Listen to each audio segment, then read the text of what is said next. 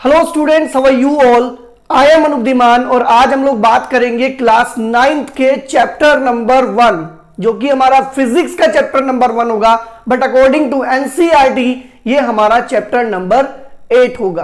तो बहुत दिन से कुछ स्टूडेंट की रिक्वायरमेंट आ रही थी कि आप जैसा कि क्लास 10th के लिए वीडियोस बनाते हैं आप क्लास 9th के लिए भी बनाएं।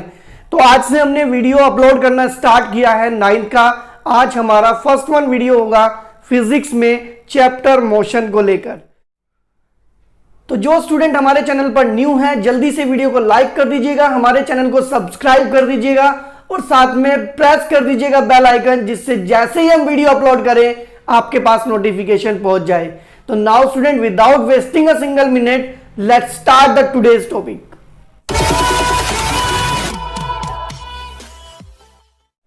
नाउ बात कर लेते हैं मोशन के बारे में।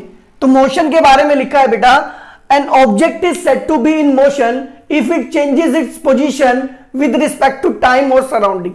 मतलब अगर कोई भी ऑब्जेक्ट अपनी पोजीशन को टाइम या फिर सराउंडिंग के रिस्पेक्ट में चेंज करता है तो हम कहते हैं कि वो ऑब्जेक्ट मोशन में है।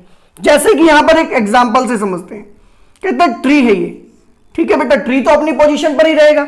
अब ये एक पर्सन है जो 8 o'clock पर इस पोजीशन में है, 8:05 में ये यहां पर आ जाता है, फिर आगे 8:10 पर ये अपनी लोकेशन फिर चेंज करता है, 8:15 पर लोकेशन फिर चेंज हो जाती है, 8:20 पर लोकेशन फिर चेंज हो जाती है। मतलब ये ऑब्जेक्ट जो कि ये पर्सन है अपनी लोकेशन चेंज कर रहा है विद रिस्पेक्ट टू टाइम। 8 बजे कहीं होता है, 8:05 पर कहीं और होता है, 8:10 पर कहीं और होता है। मतलब ये अपनी लोकेशन को चेंज कर रहा है विद रिस्पेक्ट टू टाइम। और मैंने ये कहा कि विद रिस्पेक्ट टू सराउंडिंग भी बात कर सकते हैं। जैसा कि आप लोग देखो बेटा, ये जो पर्सन है, ऑब्जेक्ट भी कह सकते हैं, पर्सन भी कह सकते हैं, ये जो पर्सन है ये यहां पर है, फिर ट्री से पहले इसका डिस्टेंस था 0, अभी क्या हुआ, फिर ट्री से इसका डिस्टेंस हो गया 100, फिर ट्री से इसका डिस्टेंस हो गया 200, फिर ट्री से इसका डिस्टेंस हो गया 300 एंड देन आगे इसका डिस्टेंस हो गया 400। मतलब अब ये अपनी position with respect to distance from the tree, tree से डिस्टेंस के चेंजेस हो रहा है यहां पर, ठीक है। तो यहां पर क्या हो रहा है भाई, विद रिस्पेक्ट टू सराउंडिंग ये अपनी लोकेशन चेंज कर रहा है। पहले 100 मीटर पर था, फिर 200 पर चला गया, फिर 300 पर, फिर 400 पर। तो यहां पर दोनों ही बातों से एक्सप्लेन किया जा सकता है मोशन को, विद रिस्पेक्ट टू टाइम भी और विद रिस्पेक्ट टू सराउंडिंग भी। तो यहां से क्वेश्चन कैसे आता है बच्चों, यहां से क्वेश्चन आता है व्हेन वी से N object is in motion. हम कब कहते हैं कि ऑब्जेक्ट मोशन में, तो आपको लिखना है an object is said to be in motion if it changes its position with respect to time और सराउंडिंग। क्लियर है। एग्जांपल्स भी लिखे हमारे पास, a flying bird, a moving car, मतलब जहां भी कोई मोशन होता है that is said to be in motion. Fine. तो now student pause the video to note it down. अभी हम लोग बात कर लेते हैं रेस्ट को लेकर। तो नाउ स्टूडेंट बात कर लेते हैं रेस्ट के बारे में। तो rest is just opposite of motion. तो जो रेस्ट होता है वो अपोजिट होता है मोशन का, तो डेफिनेशन भी नो डाउट अपोजिट ही होगी। लिखा है an object is said to be in rest if it does not change its position with respect to time और सराउंडिंग। मतलब एक ऑब्जेक्ट को हम रेस्ट में तब कहते हैं जब वो टाइम एंड सराउंडिंग के रिस्पेक्ट में अपनी लोकेशन या फिर पोजीशन चेंज ना करे। जैसा कि एक एग्जांपल है हमारे पास, a car parked in parking area. एक कार जो है वो पार्किंग एरिया में पार्क की गई है, तो उस कंडीशन में वो रेस्ट में मानी जाएगी क्योंकि वो अपनी लोकेशन को टाइम के साथ या फिर सराउंडिंग के रिस्पेक्ट में चेंज नहीं करती है।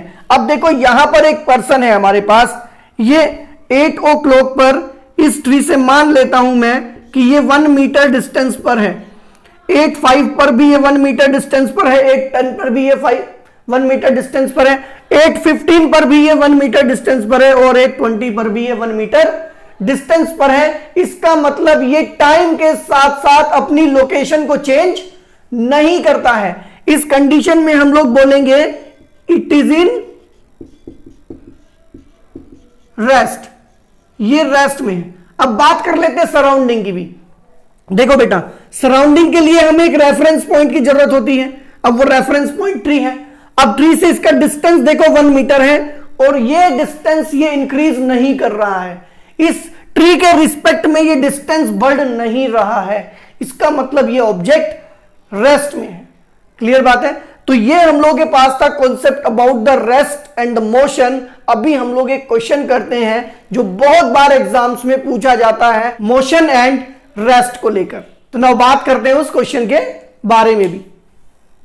तो now student, motion and rest को लेकर एक बहुत ही इंपॉर्टेंट क्वेश्चन है ये, और बहुत बार एग्जाम में पूछा भी जाता है।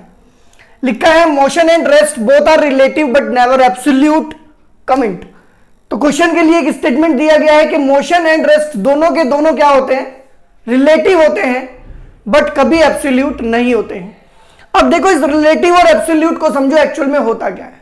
अब अगर मैं ये पूछूं आप लोगों से, ये एक लाइन है बेटा, ठीक है ना, ये एक लाइन है, मैं आपसे ये पूछता हूं कि बेटा ये बताओ कि ये लाइन लंबी है या छोटी है, तो आप सबसे पहले मुझसे एक चीज पूछोगे, सर किस लाइन के रिस्पेक्ट में आप बात कर रहे हो, मैं किस लाइन से बताऊं कि ये छोटी है या लंबी है, मतलब दूसरी लाइन तो आपको चाहिए ना। तो इस चीज को बोलते हैं बेटा रिलेटिव, जब हम किसी चीज के बारे में किसी दूसरे के रिस्पेक्ट में बात करें, ठीक है ना बेटा। जैसे मैं आपको अपने बारे में बताता हूं, मेरी एज 31 है, तो मेरी एज 31 है, ये तो एब्सोल्यूट है। और सपोज करते हैं कि किसी की एज 62 है, तो मैं कहता हूं कि मेरी एज उस पर्सन का हाफ है जिसकी एज 62 है, तो अब मैंने उसके रिस्पेक्ट में बात की, ठीक है बेटा। तो यहां पर भी यही बात है कि ये कहना चाहते हैं कि मोशन और रेस्ट को आप तब तक डिफाइन नहीं कर सकते जब तक आपको ये ना पता हो कि आप किसके रिस्पेक्ट में बात कर रहे हैं। अब देखो यहां पर लिखा है motion and rest both are relative but never absolute, because a person can be in motion in one situation and in rest in another situation at the same time. मतलब एक पर्सन रेस्ट में भी हो सकता है और motion में भी एक साथ। आप कहोगे ये कैसे पॉसिबल है? देखो एक एग्जांपल से समझते हैं हम लोग स्टूडेंट। कहता है a person sitting in a moving car is in rest with respect to car. मतलब अगर एक पर्सन एक मूविंग कार में है तो वो कार के रिस्पेक्ट में तो रेस्ट में है, but he is in motion with respect to road. वो रोड के रिस्पेक्ट में क्या है? मोशन में। अब मान लो ये एक पर्सन है जो कि एक मूविंग कार में है, ठीक है ना, ये कार चल रही है भाई, आगे की तरफ चल रही है ये कार। तो उस कंडीशन में अगर मैं इस पर्सन को देखूं, is in rest with respect to car, car के रिस्पेक्ट में तो ये कैसे है? रेस्ट में है, but it is in motion with respect to road, road के रिस्पेक्ट में ये मोशन में है। इसका मतलब ये है किसी भी ऑब्जेक्ट को अगर आपको मोशन में या रेस्ट में दिखाना है तो आपको ये जरूर बताना पड़ेगा कि वो किसके रिस्पेक्ट में आप लोग बात कर रहे हो। तो बहुत ही इंपॉर्टेंट क्वेश्चन है ये आप लोगों के एग्जाम पॉइंट ऑफ व्यू से, तो मार्क करेंगे आप लोग इसको as a important question. Now बात कर लेते हैं आगे कंट्रोल्ड एंड अनकंट्रोल्ड मोशन के बारे में।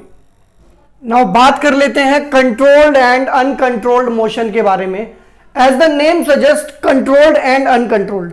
तो कंट्रोल्ड मोशन वो मोशन होते हैं बेटा जो ह्यूमन बीइंग कंट्रोल कर सकते हैं, और अनकंट्रोल्ड वो मोशन होते हैं जिन्हें ह्यूमन बीइंग्स कंट्रोल नहीं कर सकते। तो डिटेल में देख लेते हैं इनके बारे में। अभी फर्स्ट वन पॉइंट लिखा है बेटा कंट्रोल्ड मोशन में, कहता है motion that can be controlled by human beings is called controlled motion.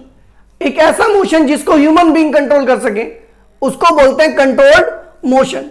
Uncontrolled की बात कहते हैं, कहता है motion that can not be controlled by human being is called uncontrolled motion. मतलब जिस मोशन को ह्यूमन बीइंग कंट्रोल ना कर सके उसको हम लोग बोलते हैं uncontrolled motion. Next one point की अगर बात करें कि these are helpful motion and can serve us. जितने भी हमारे कंट्रोल्ड मोशन होते हैं वो हेल्पफुल होते हैं और क्या कर सकते हैं? हमें सर्व भी कर सकते हैं। नेक्स्ट वन अगर हम बात करें अनकंट्रोल्ड मोशन की, दीज आर हार्मफुल मोशन। तो ये जो अनकंट्रोल्ड मोशन होते हैं ये मोस्टली हमारे लिए हार्मफुल होते हैं। नेक्स्ट वन अगर हम बात करें कुछ एग्जांपल्स की, तो कहते हैं motion of a moving car, motion of river etcetera are the examples of controlled motion. तो जो मोशन ऑफ रिवर है वो भी हमें सर्व करता है, हम उस पे ऊपर क्या करते हैं? डैम बना लेते हैं और फिर इलेक्ट्रिसिटी जनरेट करते हैं। मूविंग कार भी हमारे लिए हेल्पफुल है क्योंकि उससे हम एक प्लेस से दूसरे प्लेस पर जा सकते हैं। नेक्स्ट वन लिखा है motion of water in floods, tsunamis, hurricane are considered as uncontrolled motion. जो फ्लड होता है, जो सुनामीज होती हैं, ये सब क्या होती है, अनकंट्रोल्ड होती है, ह्यूमन बीइंग इन्हें कंट्रोल नहीं कर सकते। क्लियर बात है student? Now pause the video to note it down. Now student बात कर लेते हैं अब आप लोगों को क्या करना है। आप लोगों को वीडियो को लाइक करना है। अपनी अगर कोई भी प्रॉब्लम इस वीडियो से रिलेटेड है तो आप लोग हमें कमेंट सेक्शन में बता सकते हैं, और साथ ही आप लोग इस वीडियो को अपने पूरे फ्रेंड सर्कल में भी शेयर कर सकते हैं, जिससे मैक्सिमम स्टूडेंट जो है वो प्रॉफिट इस पेंडेमिक में उठा सके। क्लियर बात है? और अगर आप लोग यहां पर रेगुलर नोटिफिकेशन चाहते हैं, जैसे ही हम वीडियो अपलोड करें आपके पास नोटिफिकेशन आ जाए, तो उसके लिए आप लोगों को हमारा चैनल सब्सक्राइब करना होगा, साथ ही प्रेस करना होगा बेल आइकन को। क्लियर बात है? तो नाउ स्टूडेंट इस वीडियो में हम लोग इतना ही करते हैं। नाउ मिलते हैं नेक्स्ट वन वीडियो में।